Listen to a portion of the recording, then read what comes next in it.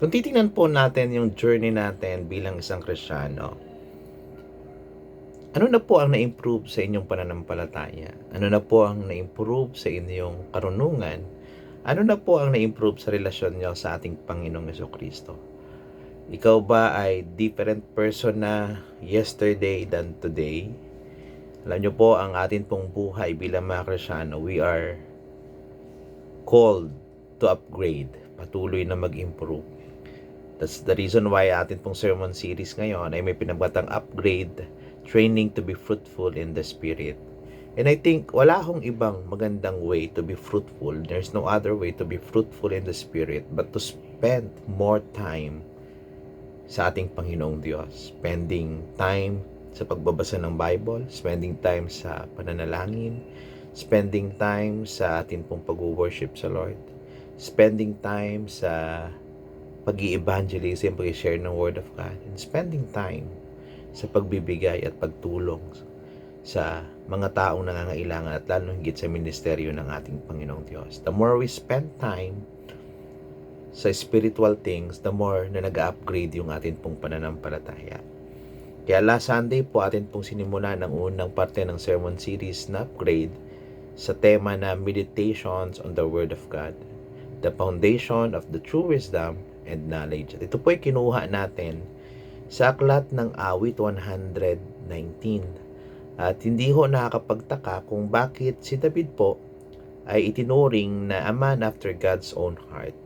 Kasi siya po yung taong na kahit gaano kadami ng responsibilities na meron siya, gaano ka-busy yung buhay niya, and even sa mga time na siya po ay nagkamali at naligaw ng landas, hindi niya nilayo sa kaniyang sarili ang mga salita ng ating Panginoong Diyos. Ang sabi nga ho ni David sa awit 19 verse 8, ang mga tuntunin ng Panginoon ay tama at sa puso'y nagbibigay ng kagalakan. Ang mga utos ng Panginoon ay malinaw at nagbibigay ng liwanag sa kaisipan. Kung meron hong magandang modelo kung paano ang naging epekto ng meditation, hindi lang po pagbabasa, kundi pag-aaral, personal meditation ng Word of God, ay ang buhay po ni David. At nakita naman po natin kung paano siya transform ng Lord at kung paano nag-upgrade yung kanyang pananampalataya at yung kanyang relasyon sa ating Panginoong Diyos. Ngayon po, last Sunday atin po napakinggan yung 4 na reason kung bakit we need to spend more time in meditating the Word of God. Bakit ba natin kailangang buksan yung Bible, pag-aralan ito personally, kung napapakinggan naman natin siya every Sunday?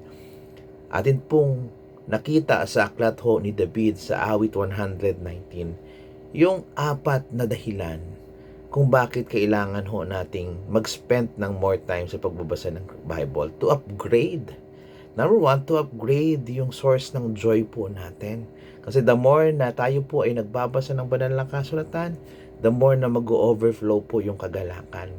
Ang sabi nga po ni David doon sa aklat ng awit, binasa natin 19 verse 8, di ba? Yung mga salita daw po ng Diyos, sabi niya doon, ang tuntunin ng Panginoon ay tama at sa puso'y nagbibigay ng kagalakan. Try to imagine ho, kapag pagising mo pa lang sa umaga, ang bubuksan mong mga babasahin or ang mapapanood mong mga balita ay mga malulungkot at nagbibigay ng kabigatan sa iyong puso. So later on, buong araw mo, mararamdaman mo yung bigat. At sabi ni David, nakita niya sa kanyang buhay na kapag sinisimulan niya yung araw sa pagbabasa ng banal na kasulatan, ito po'y nagbibigay ng joy. At yung joy po, pag sinabi natin joy, hindi po yan nakasalalay sa mga nangyayari sa paligid. Yung joy, inner po yan, yung motivation niya. Kaya sabi niya, yung kagalakan na ibinibigay ho ng salita ng Diyos kapag binabasa mo siya. So, ang dahilan ho kung bakit natin patuloy na kailangan mag-aral ng banal na kasulatan, because yung Word of God is a source of joy sa atin pong mga buhay. At yung joy po na yon, anuman pong sitwasyon, alam po natin na mananatili sa atin pong mga puso. Pangalawa pong bagay, bakit we need to meditate the Word of God? Because the Word as a source of guide. Ang sabi nga po sa awit 119 verse 130, The unfolding of your words gives light. It gives understanding to the simple. Yung pagbukas ho ng banal na salita ng Diyos, hindi man literally na umiilaw yung Bible. Pero alam mo, na the more na nag-i-spend ka ng time sa pagbabasa ng banal na kasulatan, the more na mas malinaw sa iyo yung landas na tatahakin mo. Kaya kung kayo po ay magulang, make it sure na yung anak nyo ay may time na, nagbabasa ng Bible. Kasi yun po yung magiging ilaw niya. At kung kayo naman po ay mga kabataan, make it sure na kayo po ay may time sa pagbabasa ng Bible kasi yun yung magiging guide ninyo sa inyo pong mga buhay. No? Kaya sabi po dun sa 133 chapter 119, direct my footsteps according to your word. Let no sin rule over me. Kasi yung ilaw ho, nakikita niya yung mga kasalanan dapat mong iwasan kapag nagbabasa ka ng banal na kasulatan.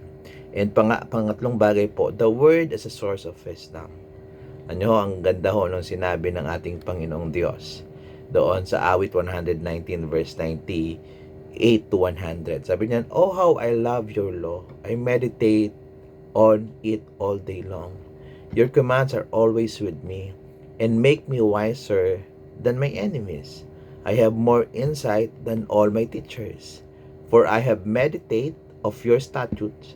I have more understanding than the elders, for I obey your precepts.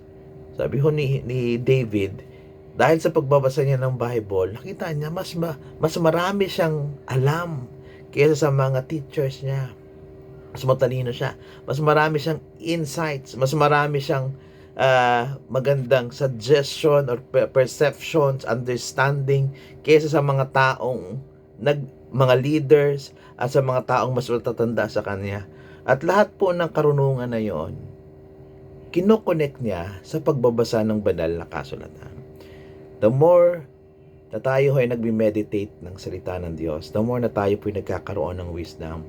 Kaya nga sabi rin po sa James 1:5, if any one of you lack wisdom, you should ask God. Hinihingi po pala ito sa Lord, no?